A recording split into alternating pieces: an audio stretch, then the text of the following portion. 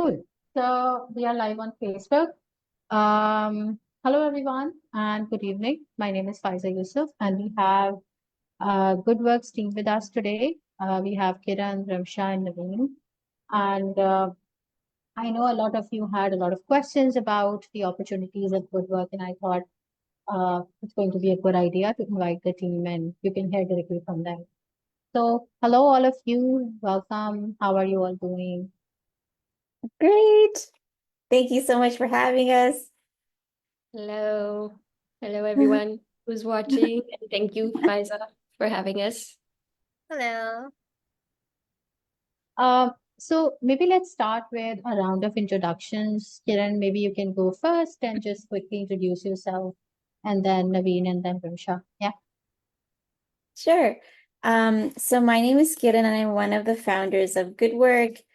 GoodWork, for those of you who don't know, we're on a mission to help females who face barriers to work gain financial independence. And we think we can do this by getting them access to online, safe, long-term remote jobs. So that's a little bit about us. I'll just give you a little background. We started in 2021. We're a COVID business. It started with me, my co-founder, Irfan, and Naveen, the dream team. And since then, and thank you so much, Faiza. Faiza was one of our first partners on the ground, and you've been so helpful for us, so much appreciated. The women that we have seen shortlisted for Women in Tech have all been stellar.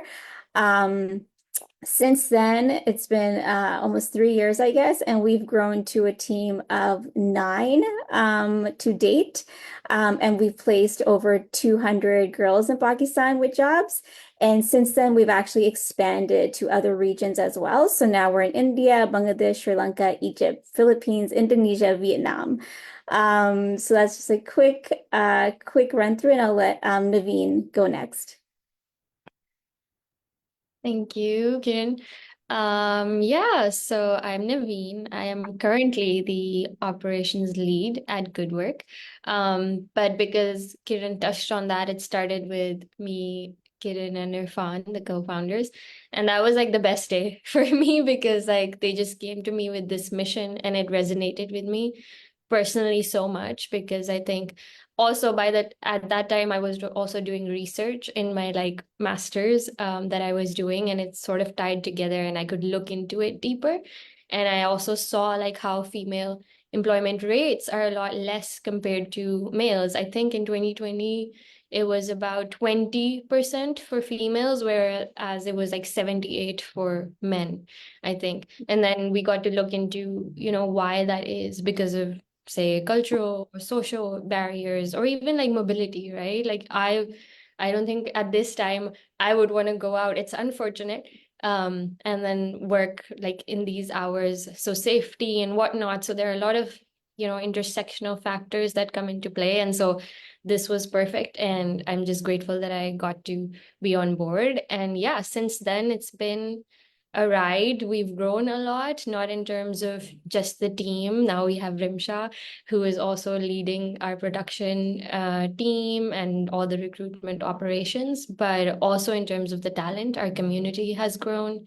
And like Kiran mentioned, we've gone multi-region now. So we're even looking at other females who have very similar context to us, if you look at it that way.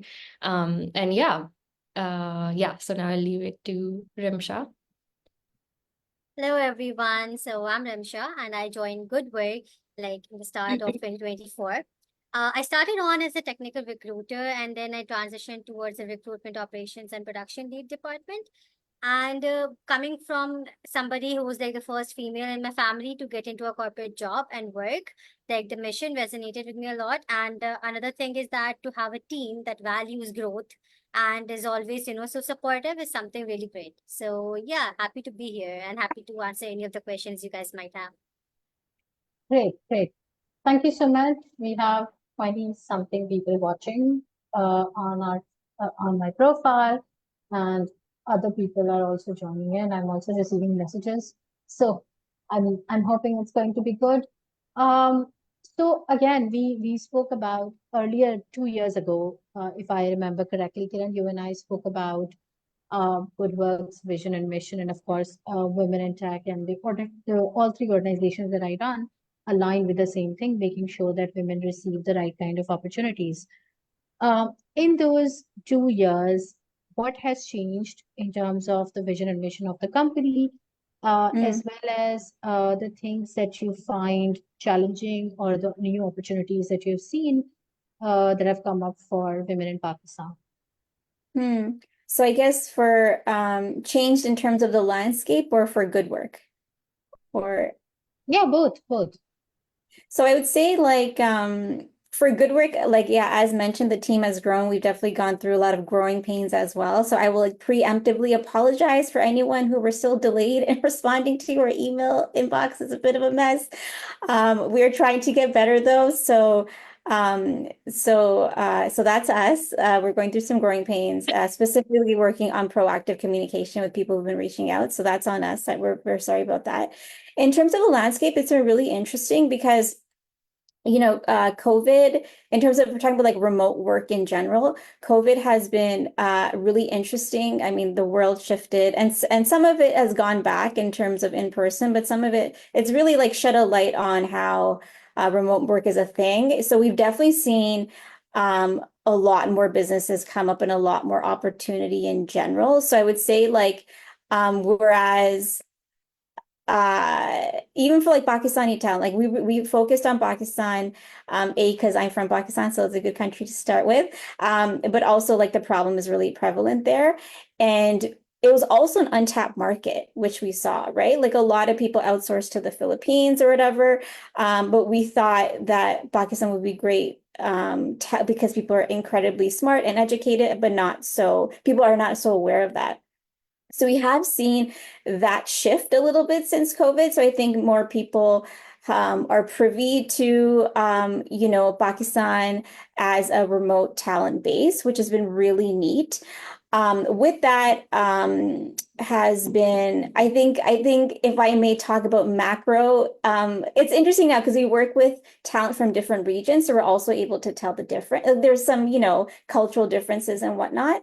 But I will say, also remote talent for Pakistan, there is like an adjustment, I think, because it can be new that like, folks from the Philippines may not have to undergo. So in terms of like, I think a lot of the stuff we're learning, is hoping to provide more support, like once talent gets placed of like what is a successful remote work like hire like, and helping on that education front because that can be a challenge for the talent and the employer as well. So I don't know if I answered your question. I don't know if Naveen or Rimsha want to pipe in with anything else. Yeah, Naveen, any thoughts on that? Yeah, sorry, there was Azan in the background. It just finished. Yeah, I think just like Kiran mentioned, also in terms of the employers, we've seen which is why like we've been so busy, right? We've been getting like back-to-back roles, which is great, which means something what we're doing is right, like we're doing something right. But we've also noticed a lot of like entrepreneurial profiles from all of these employers, which also brings like really good opportunities, and they're looking for like full-time hires and long-term hires. Even in our recruitment process, like when we're screening, when we're sharing our notes, they're like, would this person be willing to stay with us long term? And we're like, yeah, that's what we're gonna find out for you. And that's what I think all of these women are looking for as well. And that is, I think that also sort of tied into it. Since the beginning, we were focusing on full-time and part-time roles and not just like, I think a lot of people still confuse it as that as well. We sometimes are in the interview stage and a lot of the applicants are like, oh, so like, how will I be paid? Is it project-based? It's like, it's not that way. It's like a full-time or part-time role. And how it ties into that is the employers themselves are looking for that for long-term relationship.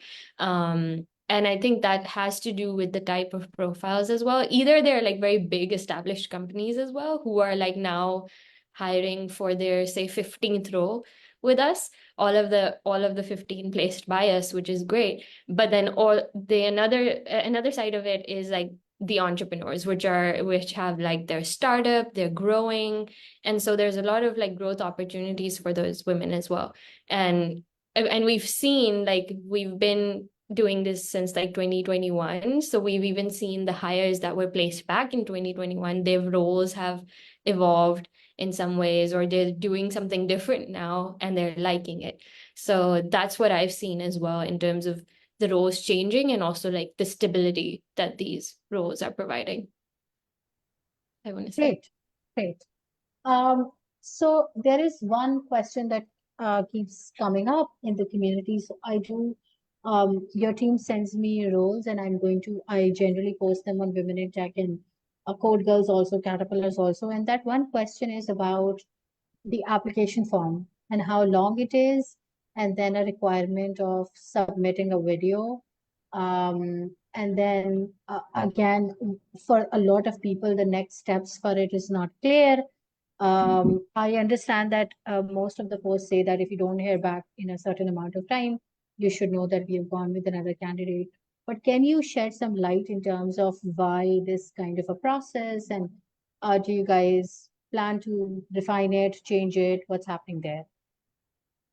Yeah, maybe could I share my screen? I suspected this was going to come up, so I wanted to walk you through Yeah. our Yeah. process.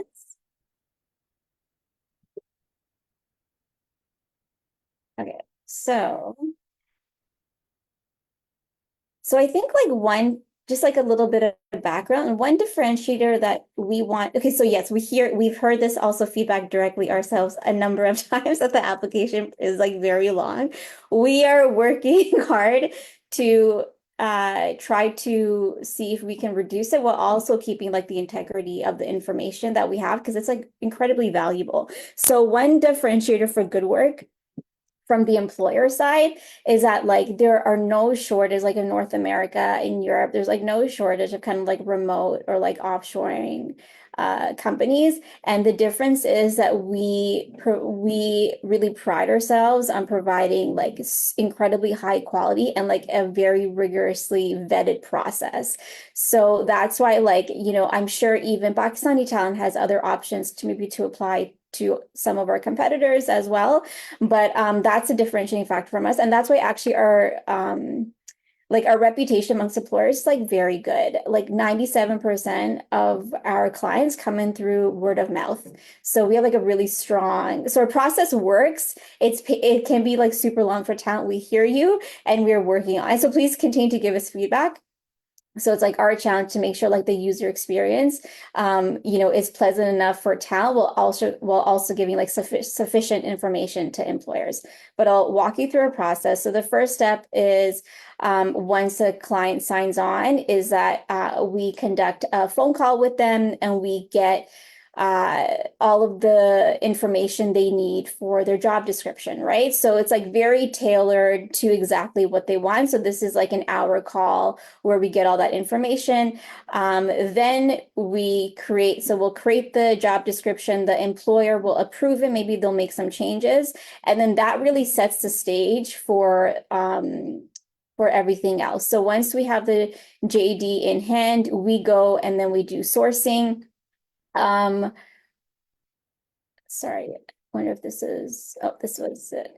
So after that, we go and we do sourcing. So we source from our partners, including Women in Tech.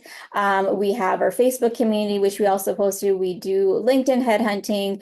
And then we also use other platforms as required, like Behance or whatever for like, you know, more design roles. After that, we receive, you know, between, on average, Rimsha probably know more, but let's say between like 50 to 300 applications, depending on the role. Then we will shortlist them.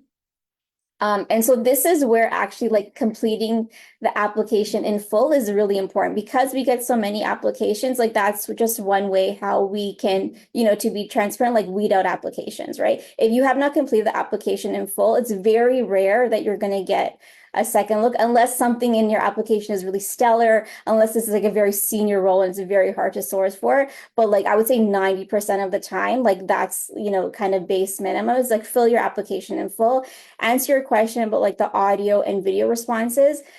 Like totally understand of like any discomfort amongst that, just to share that, know that we do not share that publicly, that only our internal team sees that and the employer.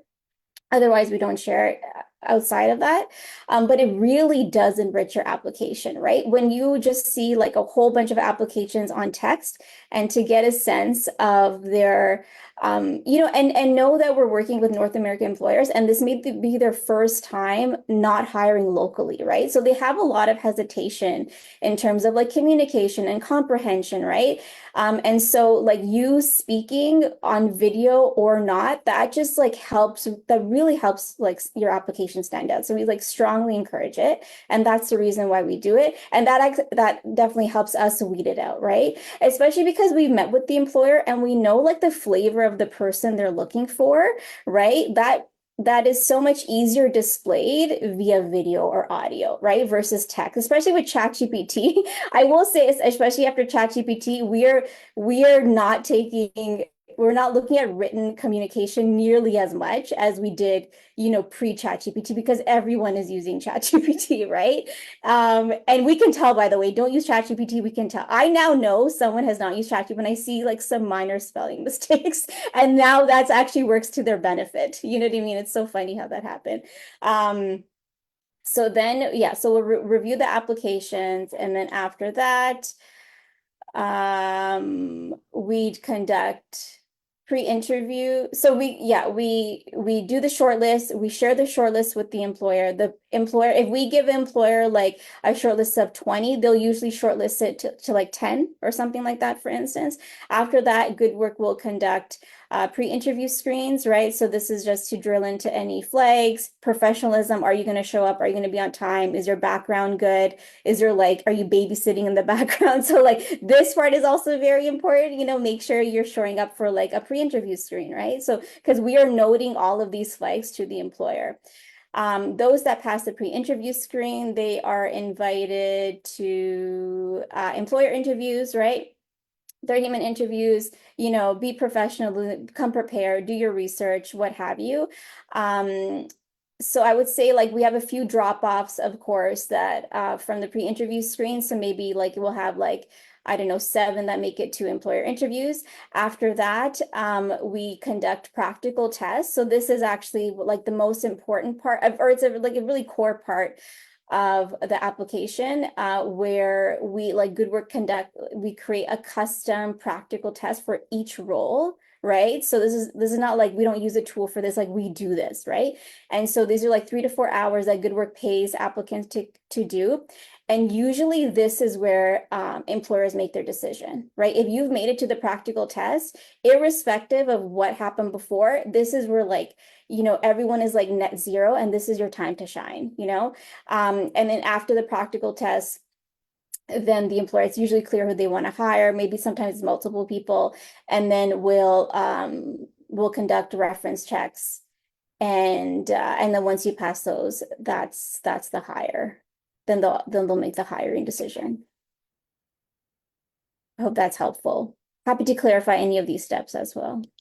Yeah, I think that was really helpful because again, the process, the recruitment process, the hiring process is something that people keep asking out. So, you mentioned a candidate standing out of the crowd, having 200, 300 applications. So what are you looking for in terms of finding that standout candidate? Is it just about their communication skills? Is it about their technical knowledge, or is it something else?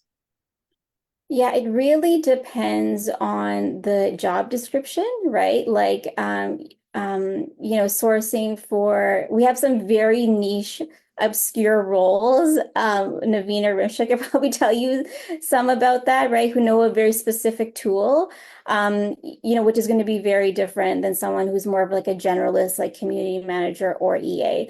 But so long as you have the base experience of the role, like everything is fair game. So like what I mentioned is like putting an app like, yeah, to answer your question, like what are we looking for? It's like, do you have the experience for the role? And I would say like, even if you don't, but you're really hungry, go for it, right? We've definitely shortlisted people who don't, tick all the boxes, but we can tell they're like really into it, right? But yeah, don't use ChatGPT. These are advice for the initial application. Don't use ChatGPT. Fill out the application in full. Do video if you're comfortable. If you're uncomfortable, definitely do audio, right? And put an effort into this, right? Like you have humans, like we have humans are reviewing it, right? So we can tell whether you want this or not. And then similarly for the pre-interview screen, it's like, even though it's a pre-interview screen, like everything that, we are documenting any issues that we may see for the employer, right? So really show up to it like you want it. Yeah, we could talk about, and the other thing I will mention is like, and of course it's really hard, right? Only one person gets hired and you have to put in all this effort. There is actually a new offering that's in beta right now that what we are trying to do right now, because we have really awesome candidates that make it to the final stage, but don't get hired. And I will say that about women in tech. Unfortunately, I don't actually think we placed anyone with a hire from women in tech, but we've had a number get shortlisted, right? Who made it to the final stage, but don't get hired. So now what we're doing, those people who've completed the practical test, right? Who had a really solid application, but just didn't make the mark for whatever reason, we are now taking those candidates and trying to find them jobs. So we're kind of doing like reverse headhunting, right? So if we have like a bunch of candidates who are really good community managers or digital marketers, we are now like headhunting for employers. You'd be like, hey, employer, we have this like, we have this applicant who we think would be a really good fit for your organization. Would you want to interview them? So like, please do. So now your application is not just for this one employer, but could potentially be for like other employers, even if you don't get this role. Yeah, that sounds great. My next question was about the number of people you have placed so far, and if any of them are from Women in Tech PK. That was my next question. Yeah. So unfortunately, so we placed about 200. Unfortunately, I think we did, but before this call, we did an analysis. We have not placed any from women in tech, but we've had a number shortlisted that like made it to the final rounds. Yeah, great. And about these roles, so these 200 candidates that you've placed, do you have any data in terms of showing what kind of roles they have gone on to get? Yeah, I have Naveen, do you have that? Do you have any off top of your head? I mean, there's a whole host of them. Yeah, I think they range from like very broad roles, junior level roles to very senior, very specific technical roles. So let's say start from admin roles, EA, virtual assistants, then you move to a little bit more specific operations, and then in operations something else like financial operations, marketing operations. Then we've even had like writing roles, content writing, technical writer. Then we've had design roles, graphic design, video editors. Like I think we had like 4 to 5 video editor roles, and those like get like so competitive, and it's really good. I think we find a lot of talent, and then we keep in touch with them so that we can share more editing roles with them.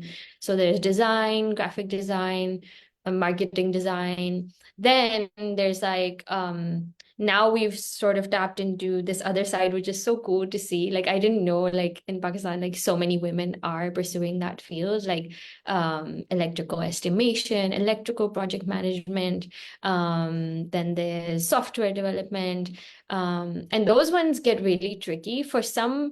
Oh, I want to add to this, like some of the roles get so delayed because sometimes we have to like expand our pool, right? And like say we've already submitted a short list, but the employer is like looking for more, maybe for more numbers, more qualities. So we expand the pool, we extend the sourcing period a little bit so we get more, right? So it gets a bit challenging as well for us, but it's still good to see. So which else? Oh, and we've seen like legal roles come up Yeah. as well, like legal admin, legal secretary, legal, what else? Like paralegal, these sort of roles, which have been good for like a lot of lawyers. I personally have met with a lot of lawyers and who are looking for these roles and they're looking to switch to such roles. So yeah, I think like it's a range. I do want to add like we don't have a lot of entry level roles right now, but that's like we're trying to incorporate those as well, because like I said, a lot of the employers that do come up or like that we do work with are either like very big companies, so they don't need a lot of like entry level people joining the team, or they're like entrepreneurs, like I said, and so they need someone who will just grow and who knows what to do, who will help them in fact in their growth. So but I think that's still, we have had feedback, and like even when we first started there were a lot of entry level applicants, and that's on our mind as well, and we want to have some roles there as well. But for some open-ended roles or like broad roles, for example, EA, I even myself, like when I first started, I had just sort of started in that capacity and I grew so much in that role. So we do encourage that, like still apply, right? And we are going to look like Rimsha, all these people that you see here, we actually get to look at the applications and we do look for potential as well. Of course, like if there are some things that are missing, then you won't make it.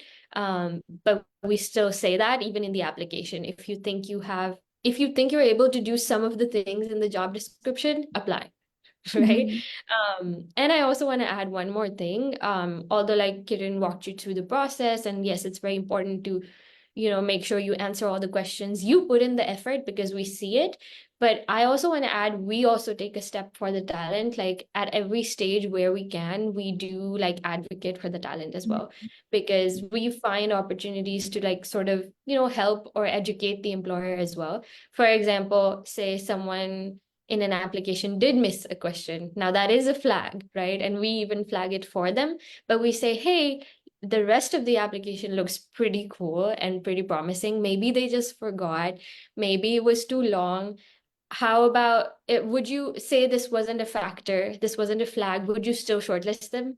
And then they're like, yeah, I guess that was the only flag. So let's move ahead. So we keep adding on more and more applications where we think we should, where we see potential, which is why, but again, that still stays in their head, right? Like they could come back to us and be like, oh, why was the application incomplete? Or why was this person like 10 minutes late to the interview? But even then we sort of jump in and we're like, oh, they got back to us. Actually, they said they were having internet issues, for example. So we're sort of there to back you up a little bit, but there's only so much that we can do, right?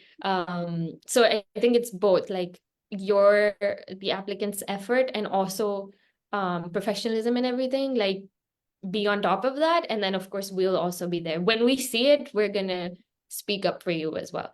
And a lot of times, like in fact, I think now it's become one of the integral stages in the process as well, which is like advocacy. After we get the shortlist, we do advocacy. We're like, we're gonna go through your notes, the ratings that you've left, and we're gonna see what you're looking for, and we'll see if there are any more that we can pull up, because now we know how you're assessing this batch. And if to that, we almost always get to add like 3 to 4 more at least, or more Yeah. even. And they're like, sure, like we're gonna take your word for it because you guys have been doing this for a while. So yeah. So I do want to add that as well. Like we look at potential a lot as well. But again, of course, at the end of the day, there's only one hire. But through that process, we get so many more that are ready to be hired for other roles, which Kiran talked about would be like the next offering that we'll be working on. Rimsha, do you want to add something in terms of shortlisting candidates? Because I think your role is more aligned to that. So, what are you specifically looking for when you're looking at a job application? The first part goes as in like how relevant the candidate is to the job description that we've had, right? So we work a lot on producing the job descriptions that we have and making sure that we're putting as much details into it as we can. So, right, like go through the job description in detail. You'll find all your answers in terms of, of what the role is looking for or what the employer is looking for in the job description. Now, when Mm-hmm. you're working on your application, like work accordingly, right? Bring out the skill set that you've had that aligns with the job description. It not always have to be a very specific skill set.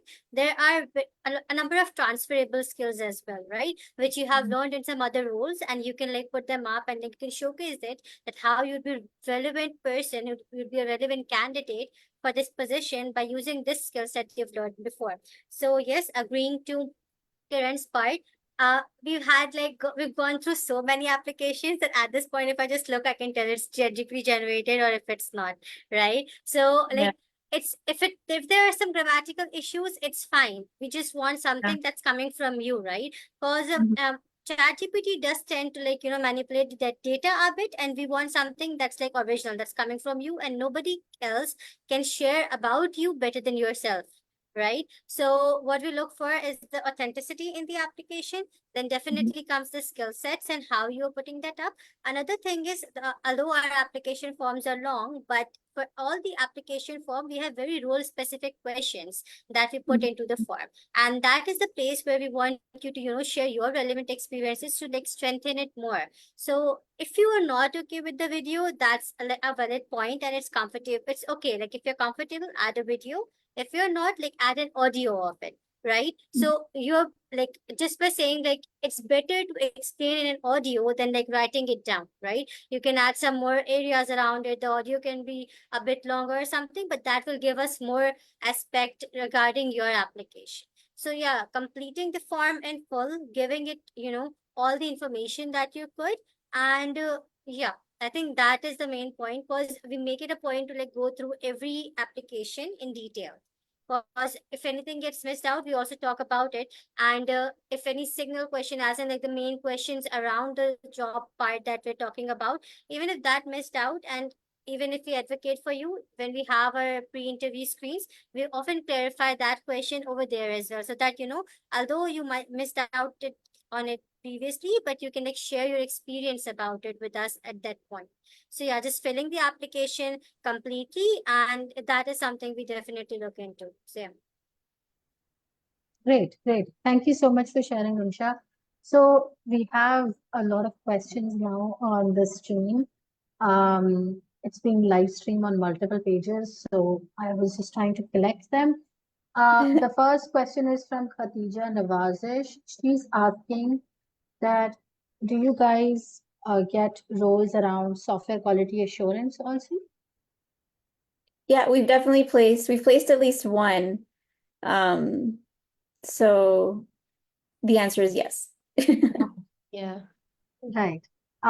Another question is, it's coming from Aisha. She's asking, um, are are you hiring on behalf of the client, or I will be an employee of that specific company?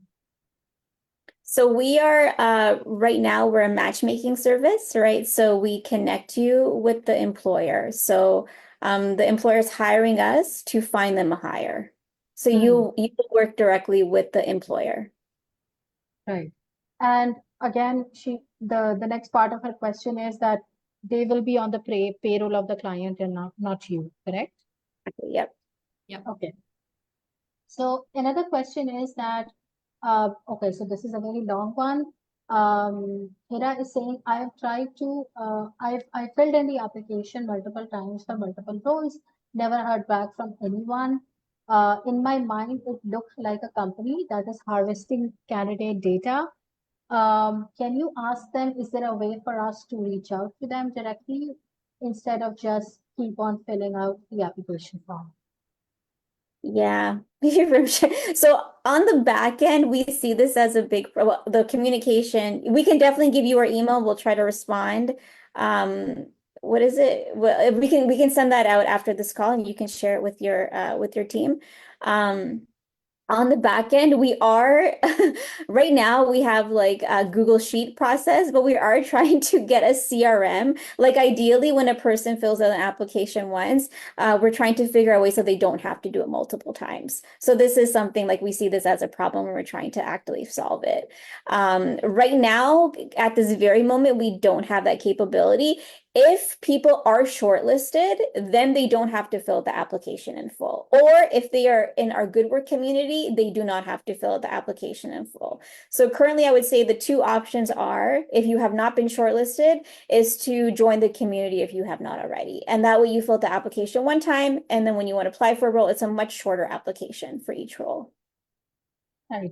Yeah, definitely. So maybe you can send me the link to the community and we can pin it with this live session so that people can directly join in. Okay. Another question is about the compensation. She is saying, and she doesn't want me to say her name out loud because she sent me a box message. She is saying that I see a budget written with every single role. The budget bracket is way too big, so I'm not sure how does the compensation work here?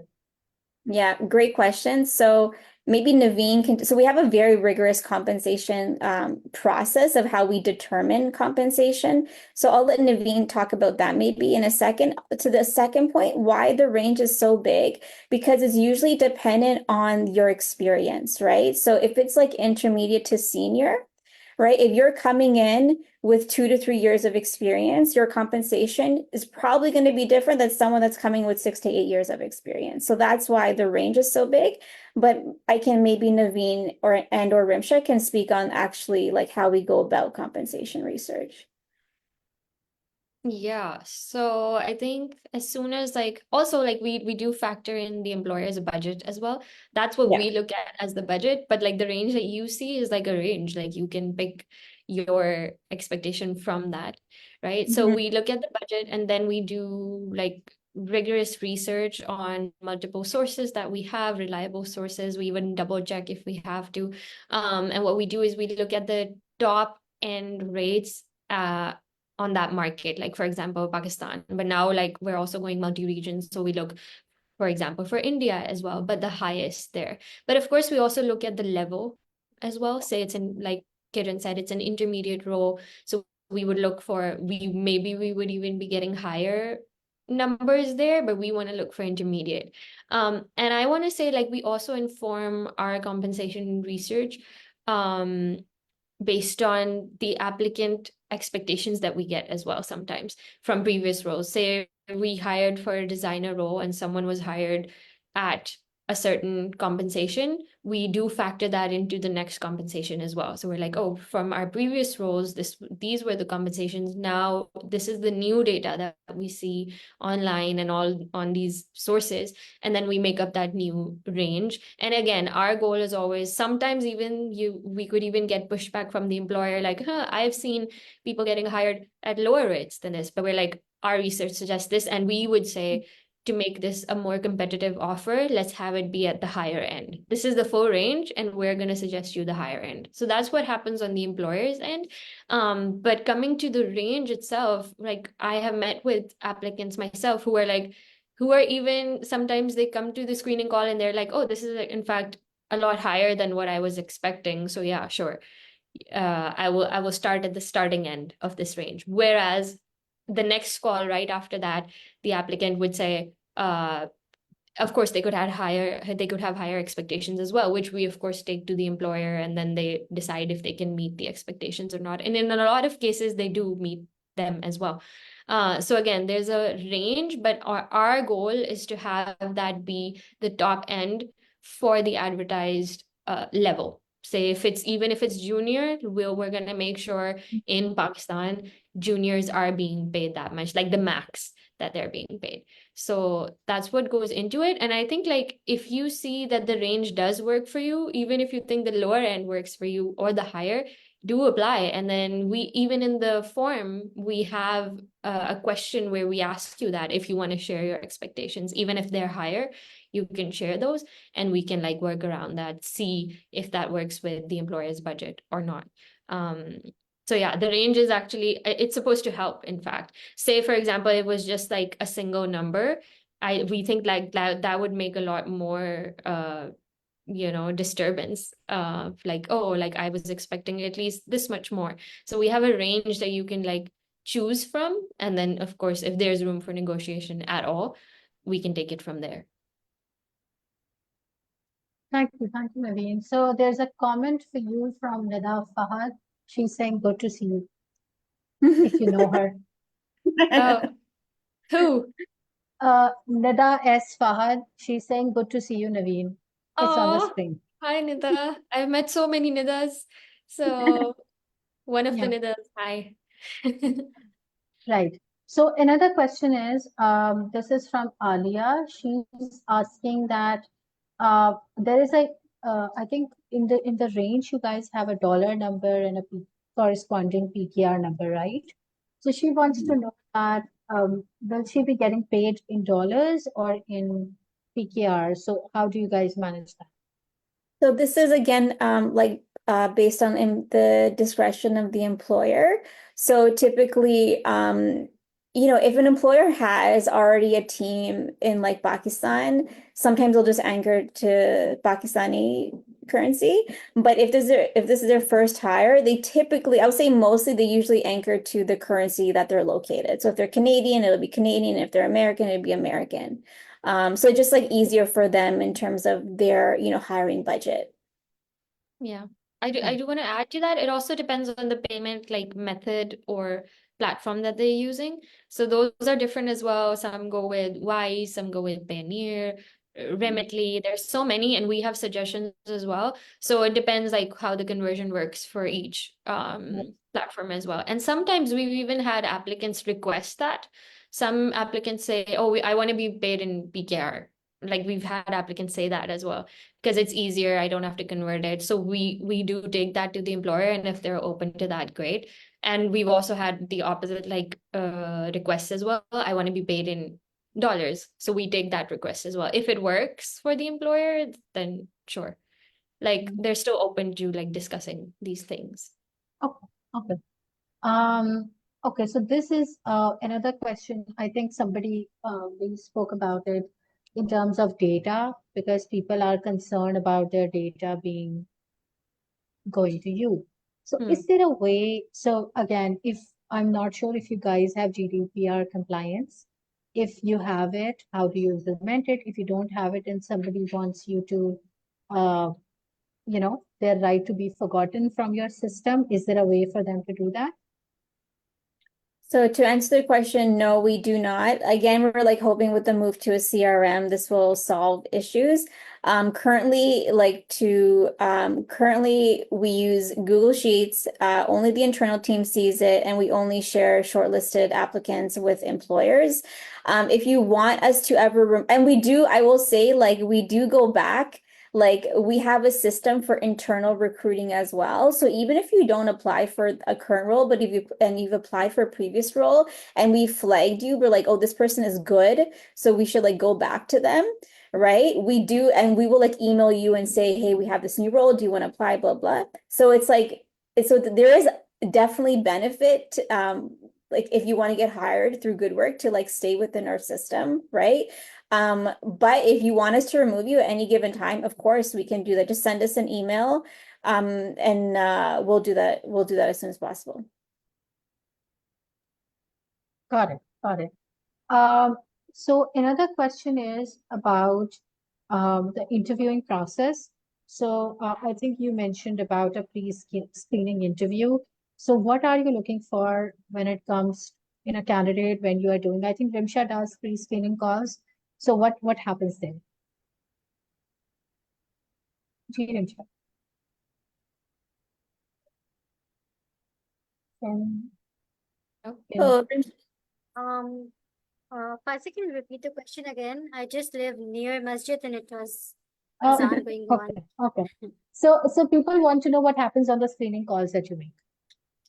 Okay, so for the pre-interview screening call that you have, it's normally a very short call, like around 20 to 25 minutes at max. It's to know more about the applicant in terms of, if they want to add something more to their experiences that they want to share with us. And it's also like, clarifying any flags that we have on our end. One of the example was the question that they might not have answered to the application form. Another was that their hours that we have on our job description is also something since the employers are based in another time zone. So there might be some confusion on that. So, just clarifying those hours as well. And basically like de-risking their profiles or anything that, can come up as a flag. So it's like a very small interview, but it's like more around like getting to know the applicant and like, just de-risking the profile. So that is what the pre-interview screen is. Yeah.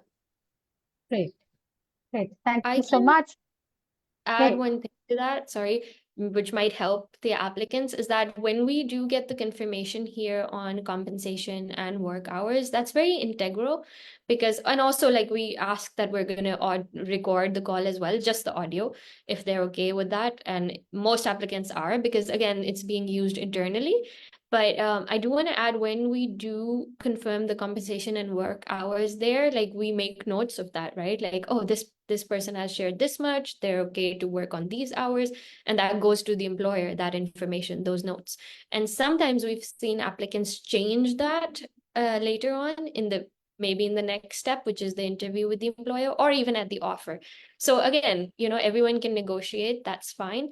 But I think I would say take this screening call as an opportunity to say what works best for you, because later changing that in any other stages, that can come across as like an integrity issue, right? Because they could be like, oh, so you said in the screening stage they said the compensation expectation was this, but now it's become significantly high, and it might not work, right? So that sort of, and then even then we try to jump in and help and have some back and forth with the applicant, but that sort of impacts your application negatively. So I would just say, like, when you meet with the team, feel free to ask as many questions as you want, but like what you say in this screening call is as integral as what you will say at the end, at the offer stage.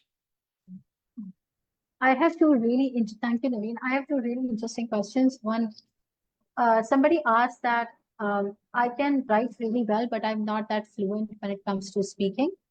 So how much does that play a role in my selection or hiring? Yeah, I think it would depend on sorry, was this for Naveen? I just jumped in. No, go ahead. Anyone? I mean, it depends, like to Rimsha's point, like it depends on the actual job description. Like if this is a client-facing role that's required you to be on phone calls, you probably won't be a good fit, right? But we definitely have, more operations or more, technical roles where verbal communication is not nearly as important as written communication. So again, I would just like reiterate, like look at the job description and see what the requirements are. Yeah. Right. And another question is that you guys really cool to work with. Do you have any opportunities in your own team? We actually we did like a pretty, I think we recently hired for like 3 recruiters.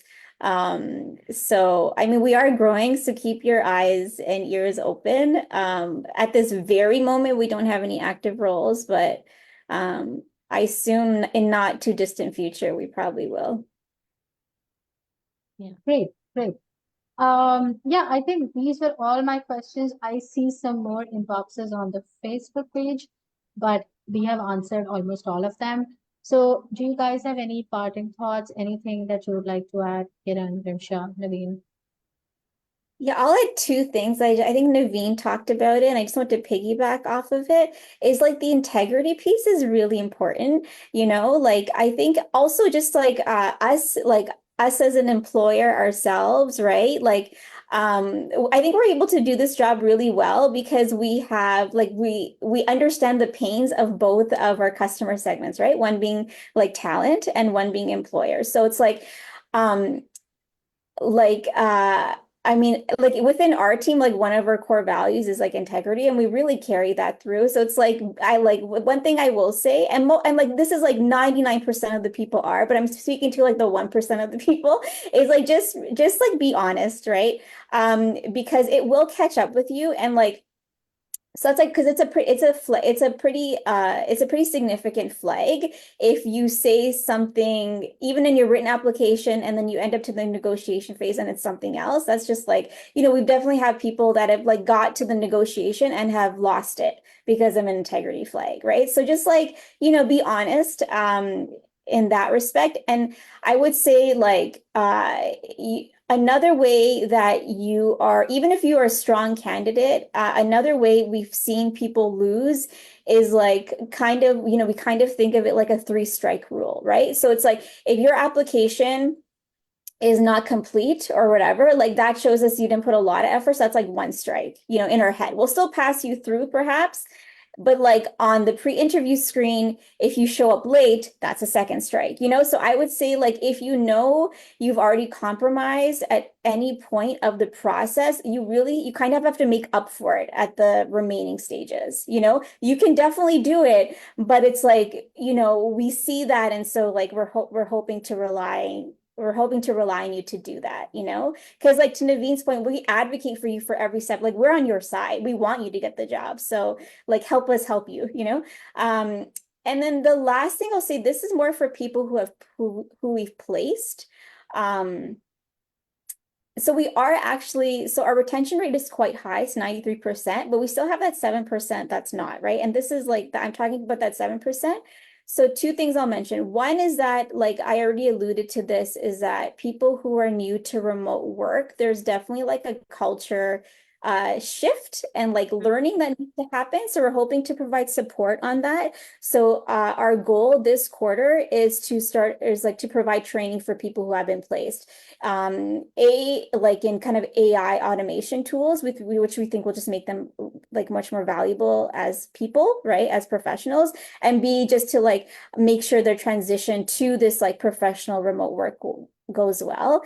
And the other thing I will say is like, this is not like, I think, and again, I'm talking to the 7% of people, like remote work is not like easier work, right? Than like having a job. So I think we need to like be very clear on that. I will speak for myself as an employer. Like, I think we're a great place to work, but we also have like very high expectations, right? And so, and in terms of like productivity and output and high performance, like it's no different than what we would do if we went into the office and we worked, right? Like we have to be totally transparent. We have had cases in our team as well, where we found out later that they were working like another job, right? And like that is not okay.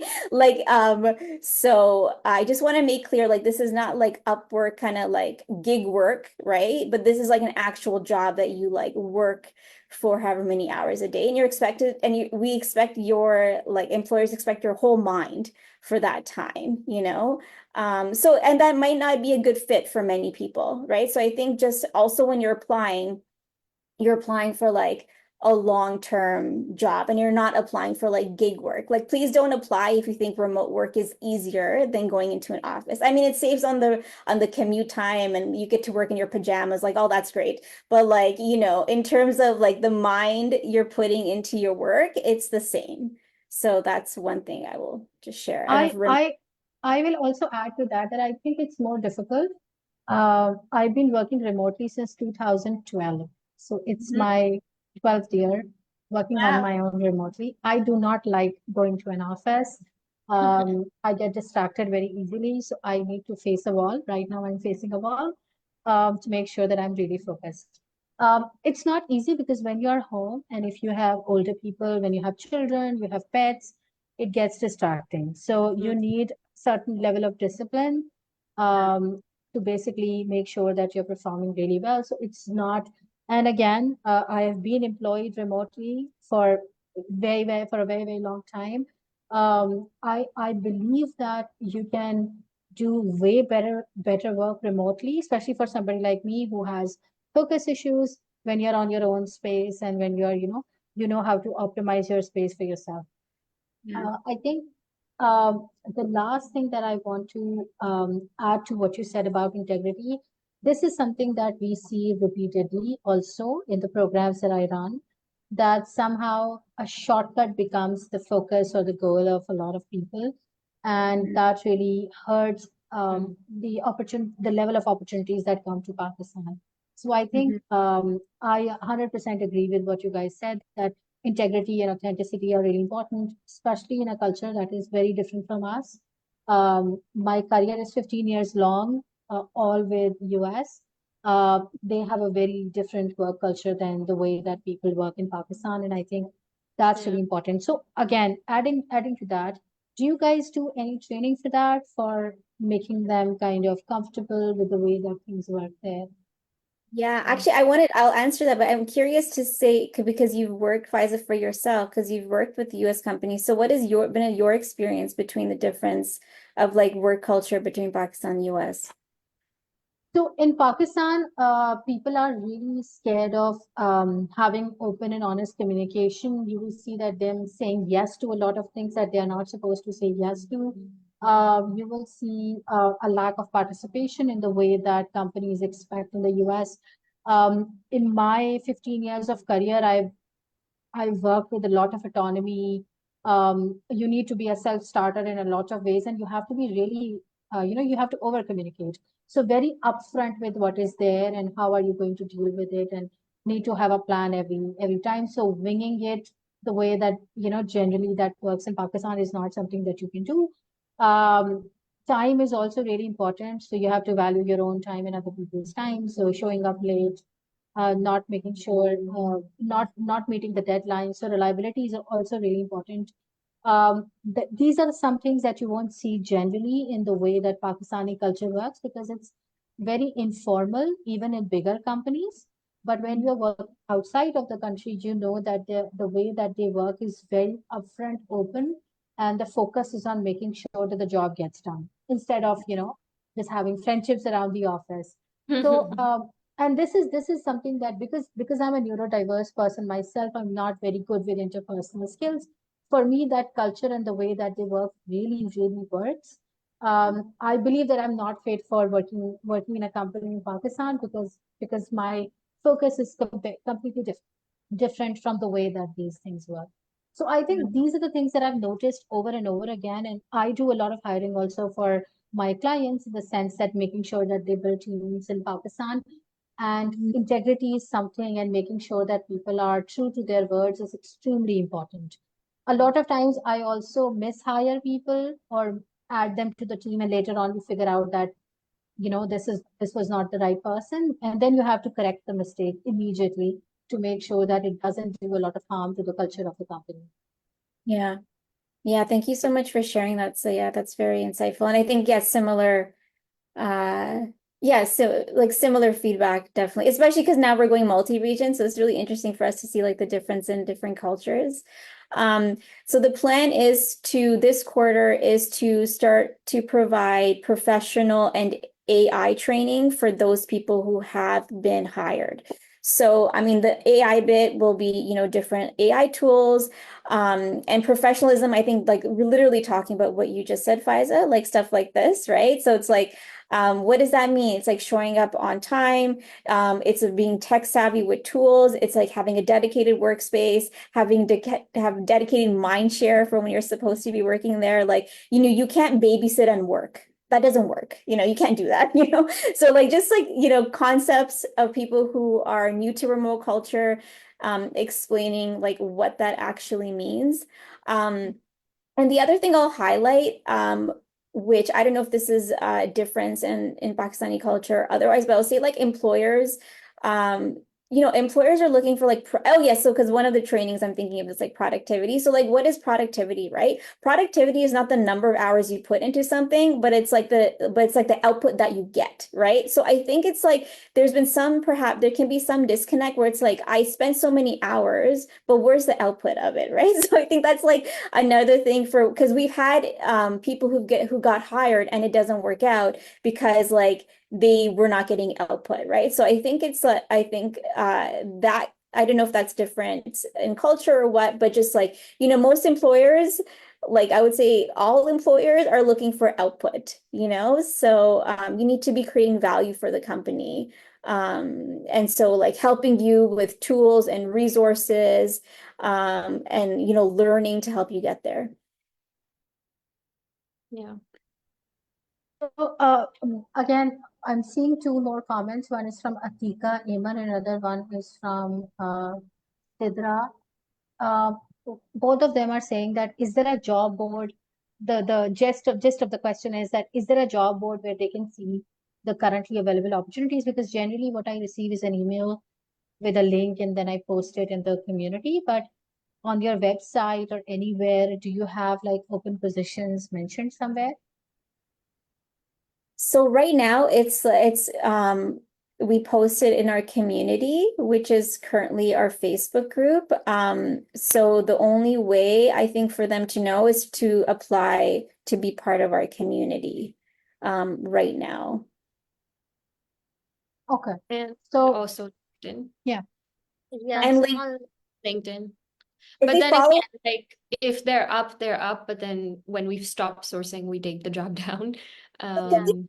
But I there's guess no dashboard as such as of yet. No. They can follow us, Rimsha, they could follow us on LinkedIn and they could see jobs or something. Could they Yeah. do that? Yeah. Okay. So you can, yeah, you can follow the GoodWork page on LinkedIn. You can also like set alerts, like whenever a new job is up, you get notified. So that will also help because we do put all our jobs on LinkedIn as well. Okay. Yeah. great, great. Got it. I would wait for the links from your end for the Facebook communities that we can add it. And then I think this was a great conversation. I hope that a lot of questions were answered. And then we don't see like a million questions, and then I keep on looking for Naveen to tag her to respond to people. That's what happens on Women in Tech. But Rimsha, if you're not part of the community, I think you should also join. And then maybe, when we post opportunities, if people have questions or anything, you can answer them also.